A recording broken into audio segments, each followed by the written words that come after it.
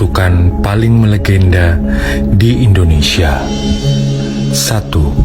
Kutukan Ratu Shima. Siapa saja kepala negara yang tidak berhati suci, jika masuk wilayah kota Kediri, maka dia akan jatuh. Kota Kediri dikenal memiliki banyak kisah misteri dan mitos yang bahkan sampai saat ini masih dipercaya banyak kalangan. Sebab dari beberapa presiden yang berkuasa di republik ini, hanya 2 presiden yang berani datang ke kota Kediri, yaitu Soekarno dan Gus Dur, yang keduanya akhirnya diturunkan dari kursi presiden dengan cara politik. Selain Prabu Jayabaya yang menyatakan Kediri haram untuk didatangi penguasa, kutukan kota Kediri juga dinyatakan oleh Kartikasinga, suami Ratu Shima yang juga penguasa kerajaan Kalingga. Pada zaman itu, Kartikasinga menyusun kitab yang berisi tentang hukum pidana pertama di Nusantara yang kemudian diberi nama Kalingga Dharma Sastra dan terdiri dari 119 pasal.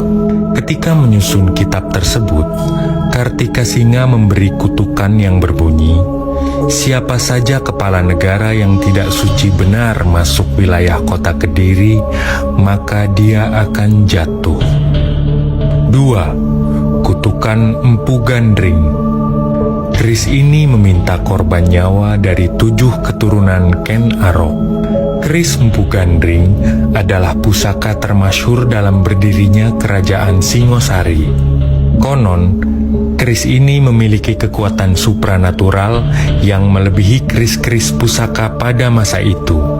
Keris Empu Gandring ini dibuat atas pesanan Ken Arok. Permintaannya harus jadi dalam waktu 1 tahun. Pekerjaan seberat ini mustahil bisa diselesaikan oleh seorang empu.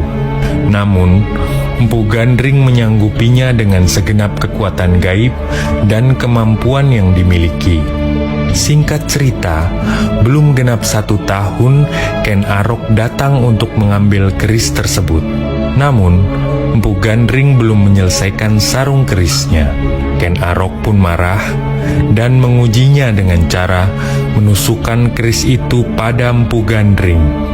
Empu Gandring dalam kondisi sekarat mengucapkan kutukan. Keris tersebut kelak akan meminta korban nyawa dari 7 turunanmu, Ken Arok. Dalam perjalanannya, keris ini terlibat dalam perselisihan dan pembunuhan elit kerajaan Singosari. 3. Kutukan Lembu Suro. Kediri bakal dadi kali, Blitar dadi latar, Tulungagung dadi kedung. Kawasan Gunung Kelut dari zaman dahulu sudah diramalkan akan terjadi bencana dahsyat karena tuntutan balas dendam sosok sakti mandraguna Lembu Suro. Menurut sebuah legenda, Jenggolo Manik memiliki putri yang cantik jelita bernama Dewi Kilisuci yang akan dilamar 2 raja, namun bukan kalangan manusia, melainkan jin. Raja Lembu bernama Lembu Suro dan Raja Kerbau bernama Mahesa Suro. Akhirnya Dewi Kilisuci membuat sayembara untuk membuat sumur di atas Gunung Kelut yang harus selesai dalam waktu 1 malam. Dengan kesaktiannya, 2 raja jin ini berhasil menuruti permintaan Dewi Kilisuci dengan mudah.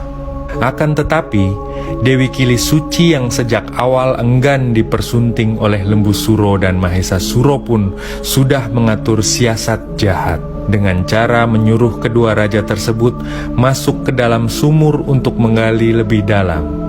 Dan di saat itulah para prajurit Dewi Kilisuci menimbun kedua raja tersebut dengan tanah. Namun, sebelum mereka tewas, Lembu Suro sempat mengucapkan sumpah serapah seperti ini. Yo, Kediri, besok bakal petuk piwalesku sing makaping-kaping. Yoiku, Kediri bakal dadi kali, Blitar dadi latar, Tulungagung dadi kedung. 4. Coban Rondo. Konon, pasangan yang berpacaran di air terjun Coban Rondo tidak akan langgeng.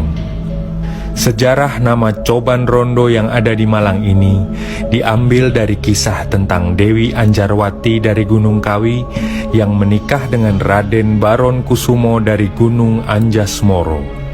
Setelah resmi menikah beberapa hari, Dewi Anjarwati mengajak suaminya bertandang ke rumah orang tua Raden Baron Kusumo yang berada di Gunung Anjasmoro.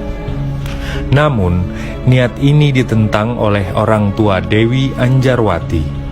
Menurut tradisi Jawa kuno, pasangan pengantin baru dilarang bepergian sebelum usia pernikahan mencapai 8 atau kurang lebih 35 hari, karena bisa mendatangkan kesialan bagi pasangan tersebut.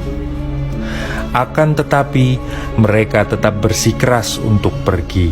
Singkat cerita, di saat dalam perjalanan, Dewi Anjarwati dan Raden Baron Kusumo bertemu dengan orang asing yang bernama Joko Lelono.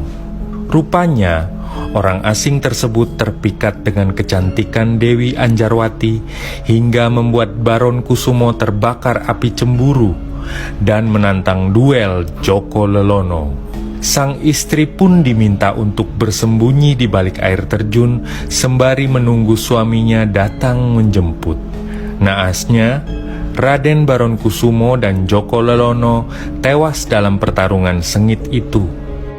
Janji Raden Baron Kusumo untuk menjemput istrinya pun tak bisa dipenuhi. Tinggallah Dewi Anjarwati yang menjanda meratapi nasibnya di balik air terjun. Tangis dan kesedihan Dewi Anjarwati dipercaya membawa kutukan pada tempat ini. Konon, pasangan yang berpacaran di air terjun Coban Rondo tidak akan langgeng. Bahkan, mereka tidak akan sampai ke pelaminan akibat kutukan dari Dewi Anjarwati.